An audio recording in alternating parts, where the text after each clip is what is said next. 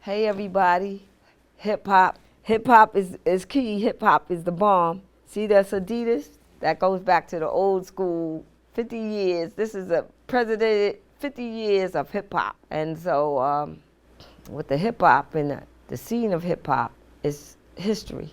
It's a start of young individuals coming together, expressing themselves in a different way through music, sound, and this new thing called rap. Notice, not bebop that comes from the jazz was bop bop bop bop bop bop beep bop bop bop, but a mixture of that also as well was also well some of the rappers and some of the people.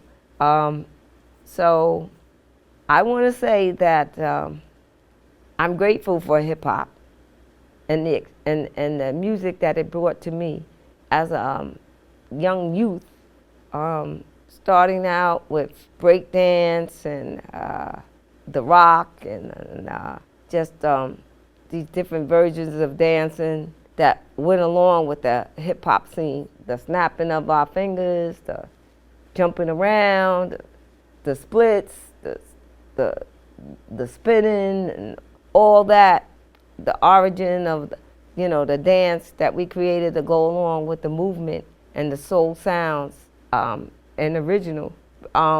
True creators of the early stage performers in hip hop from some of the shows that I actually attended are known for, in the early stages when it first started, known for just the actual beats, the climatic beats and the robotic like type beats, to steer a kind of creative introduction to our own youth at that time. And if you talk to any of the old timers, there's absolutely no cursing at all in the rap. And then the rap, that's the early stage. That's when the beats and Apache and all of the sounds that these beats that they originated and they made off of. They started getting up more like a technical music. At this time, though, they made all of these beats and sounds simply by using the other records and taking other records and putting in certain spots at the sound, what we call mixing, which 100% was done usually by the DJs at that time. So we had a lot of DJs, Grandmaster Flash, Flex. We had all these DJ Alert. We had all. But we had the ones that in the early days, absolutely, their culture, absolutely no curse words. And then we had other young artists that came out, say in between the first start of the 50 years that span to say about maybe 10 years or 12 years after that. Then a little bad language got involved. And that was significant too, because why? Because a lot of people use bad language. When you think about it, if the people are at that age of 18, 19 now, they're showing the expression of that. They feel like they're grown. And because of the condition of adult and child, children shouldn't hear curses. Why? Because what do? They copy. If you have a small child around, a baby, and it's a lot of curse words going around, the problem would be the child only can learn from his environment, what he hears. So even though he doesn't know what the words mean anyway, he'll repeat those words over and over and over. And then the first thing will be said, well, how would the child learn such nasty words? You know what I mean? And for a child to learn nasty words, infants and babies, that was one of the chief complaints about when it actually started hitting the radio, like WWRL and WBLS and a couple of others. But the only thing about it is that back then, they used to beep, beep, and beep all of the curses in between, so you would never hear the real curse. And then as it evolved, like later on, like say, when it got to about the 20, I say between the 20 and 30 year time, the curses just came like the time that Dre and Snoop Dogg hit the scene. It was, it was just, it was just over the top cursing. But with a rhythm and said in a way that wasn't harmful to those that recognized that it was the beat and it was an expression of how these particular young individuals felt about whatever. And even some of the young women use this kind of language and expression at things as well. So it was just not, let's make it clear, it was just not the men. But the men, of course, more dominant in aspects of it. But we had some foul-mouthed lady rappers as well, but without that type of intention. They had good intentions. The music was fat, the beats was fat. As a battle and a struggle of man and women, nobody really wants to be put down. So they used to have just these conflict of interest where we would call them battling, and one DJ would say one thing and then clear the air with that and thing. And then the other guy would come on and battle back and clear the air with it. I say 25, 30 years went by just like that. I mean, it went by so fast, you didn't even realize it was going back. So then you had some people that just were so over the top. They could take music that was already out, that was already major success, and take that back and then give that back. And it wasn't always rap either, where, people put together what I'm going to call it as timeless pieces of music, of creative art, and then on a rapper side of it, take that creative art, that music, that beat, and then spell it out with some words to go to the melody of that original sound that everybody already knows.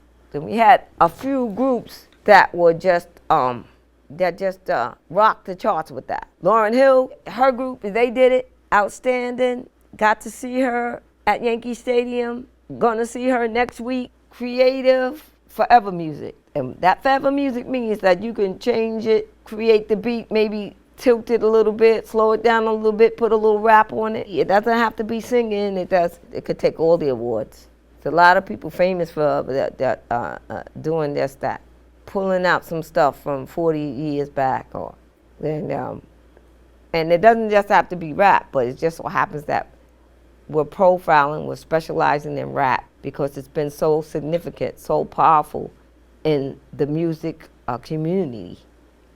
It has made its own place so that it has its own priority now and its own stand now, which is something amazing because when we start these new genres, that's something that's amazing. Because just think,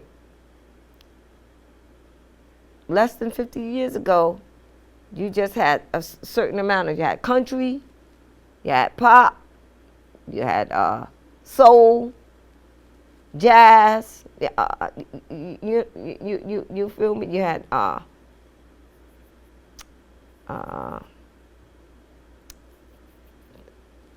all kinds of music.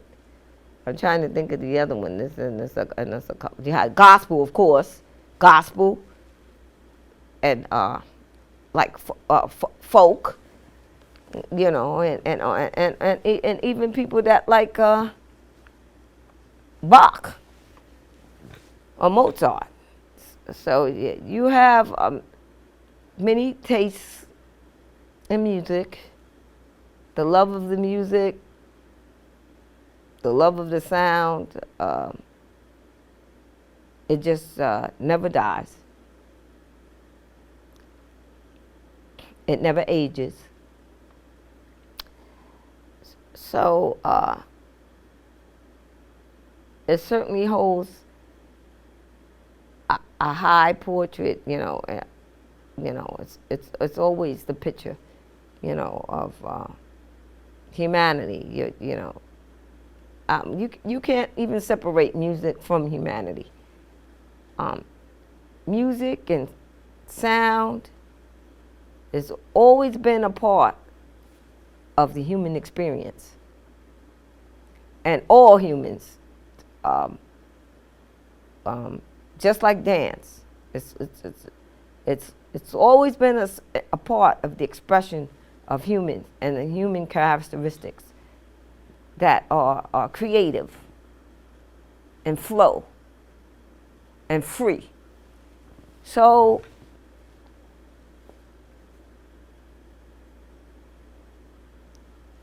life takes its place. We have joy and harmony when we sing out, when we be out. You know what I mean? We have music prepared for certain times that human nature and human beings go through. You know, for happy affairs, for marches, for sad occasions. There's always music. There's always that human spirit, that human touch that touches us inside and out, inwardly. And it's just not, it's never despised, you know what I mean? So,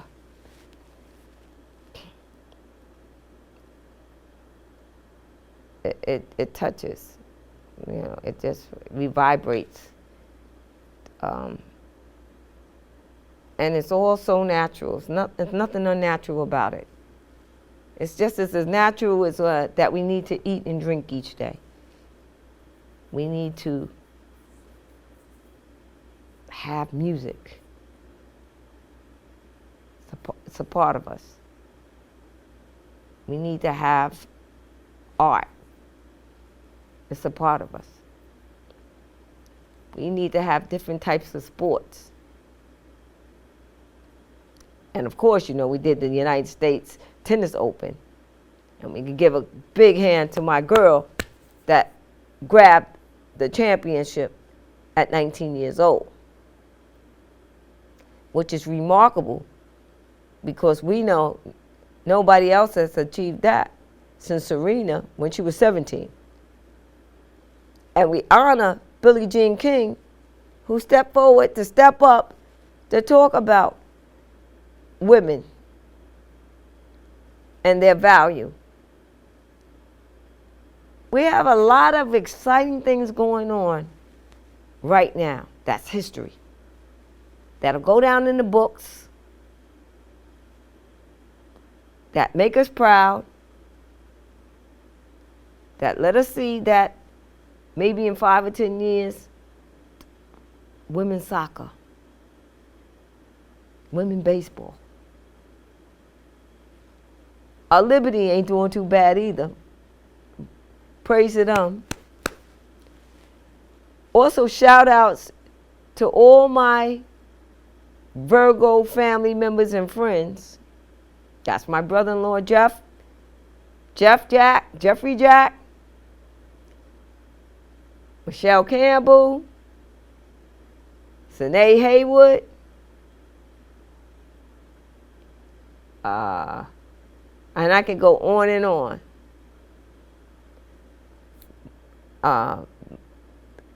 Listen, King, I saw you the other day, but I didn't see you on your birthday, but I shout out to you on your birthday as well. Janine, one of my sisters in the struggle, happy birthday. Happy birthday, Beyonce, that Queen B.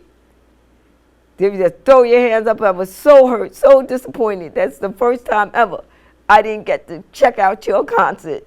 The tickets was really too expensive. But I send my prayers and I chant every day that somehow, no matter what, I'm going to check out Beyonce. Then I had the opportunity to see her before too, you know, plenty of times. And she's always amazing. But they said that the ones that broke the record, the music awards, shout out to all of the sisters too. You know, all of them that made these type of achievements. You know, It wasn't too many years ago that people would never even believe it, let alone racking up for like a bunch of women at one time, just racking up. It's awesome. And so, of course, I have to give a shout out to, we've had him on our show a couple of times. Excuse me. You know, what his book, you know, about, you know, women could, you know, that really do a excellent job. You know what I mean? And I know that probably sometime in the near future, he has this shirt that's out, designed by him, with the message to women. And hopefully in the near future, I'm going to bring that out and bring that to the table. And we take a minute to congratulate our dear friend who's always on our show.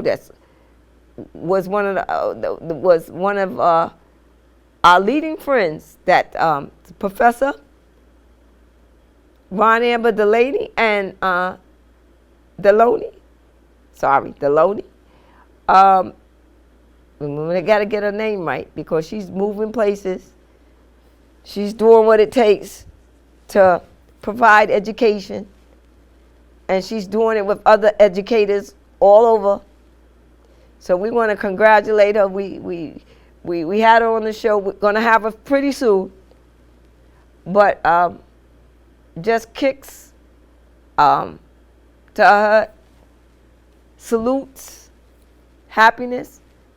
And I also want to give a beautiful shout out to world-known Professor Betty Reardon, who's also done and still doing tremendous work for world peace. You know, all over this, world. And we sincerely send her prayers, although we know aging is the process. But we surely hope and strongly pray that she can achieve the hundreds in great fashion. You know, we really want her to know how much she means to us in the education world. And we do know how much she cares, particularly on these issues with women and on just issues that just seem to be not being corrected for. In her 94 years, she hasn't seen the type of change that she wants to see. And as she contributes and does the best that she can to make the change, realizing that so many of us are taking us backwards instead of forwards, and that's just something deep. I wish that we were able to bring her out, or maybe have these long, deep conversations that she would like to have. And anything is possible. And you know me, I'm a person that always thinks high and the best. And I also want to give shouts out to my family, Cheyenne. She's going to get married November 5th, and I'm so excited about that. And my Amber, she'll be turning 13 on the 6th of October. Happy about that.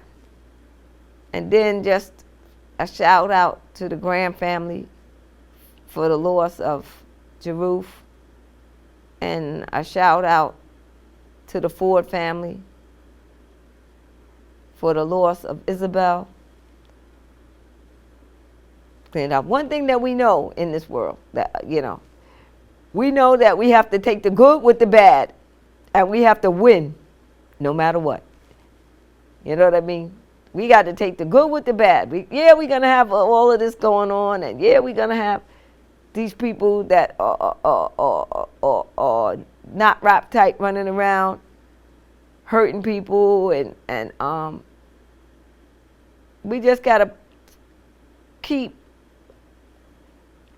a monitor on each other to see when we see something that's happening, to let our policemen or the people in authority know before it's too late. Because if we can catch it, if we can see somebody's having a bad day, if we can catch it, we're not only helping that person, but we're helping ourselves.